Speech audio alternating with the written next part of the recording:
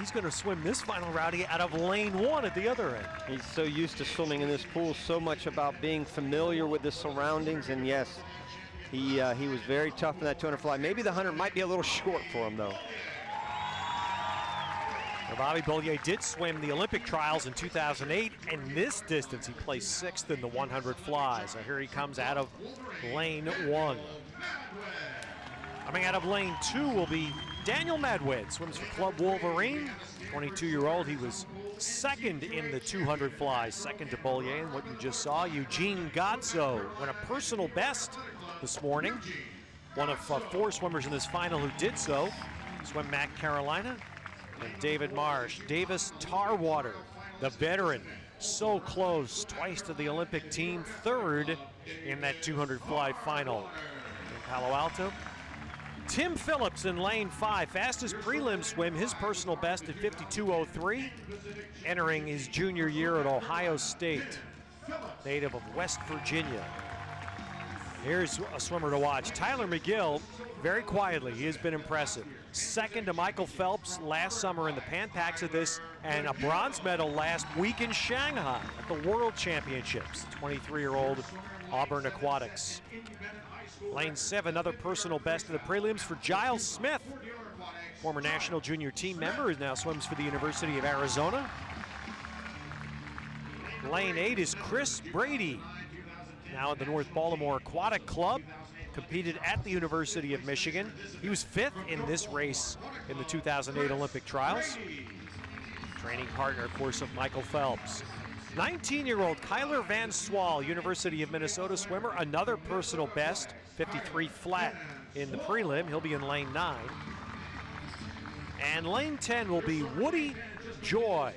Montgomery, Alabama, just finished freshman year at University of Texas, and another swimmer who comes from the national junior team. And that's been a story all week here in Palo Alto, seeing accomplished swimmers, people like McGill that have succeeded on the world stage, and an incredible bevy of young, a lot of college swimmers, Robbie. Yeah, he swam a great career at Auburn, and you know, you're so right, Ted. He's just kind of a quiet performer. He just quietly gets better and better.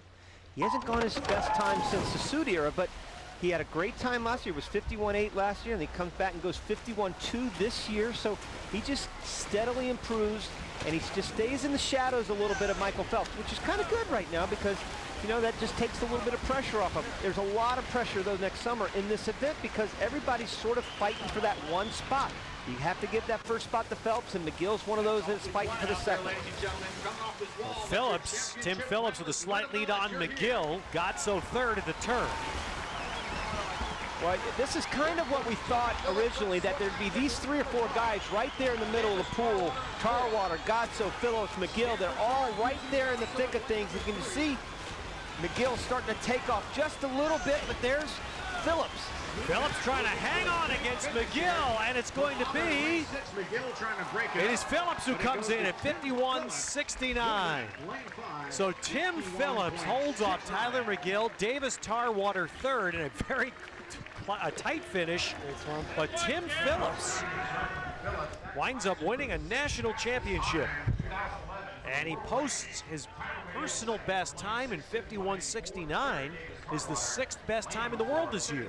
That is a fantastic race, and I'll tell you why, Ted. Obviously, it's a great time. Top 10 in the world. Anything top 10 in the world right now is a great time, but he's a guy that's heading to China to compete in the World University Games. You see the start right there. They all get a nice start. There's that red meter, that yellow meter right there. You have to come up before that. Your head has to come up before that 15-meter mark. You see the turn. Look at this, Phillips and McGill right there. McGill's got that nice, easy early speed, but somehow or another, Phillips was able to hang on at the end, and that's why I'm impressed, because he's still got another 10 days to go before those World University Games, so he's really not tapered here. He's not peaking here. He's starting to feel a little bit better, but boy, he barely got his hands around on that last stroke, didn't he? I mean, he was hurting.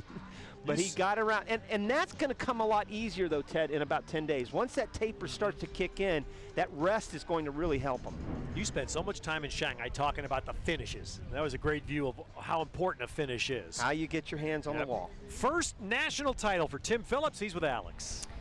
So, Tim, a great day for you, a personal best this morning in the prelims. Talk me through it. What's clicking for you today?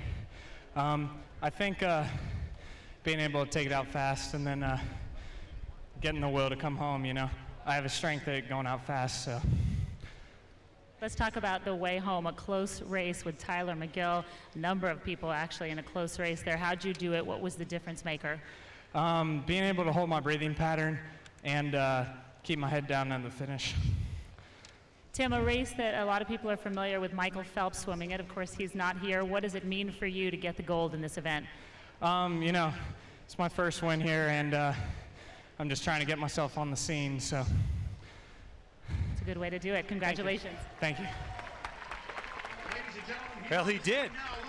Tim Phillips puts his name emphatically on the board. I mean, this is an event Michael Phelps won 5 national titles in, but now Tim Phillips has his name up there. Tyler McGill and Davis Tarwater claim the other podium positions in the 100 fly. Well, we have Olympians. America's best sprinters are up next. We'll see both the women and the men in the 50 free.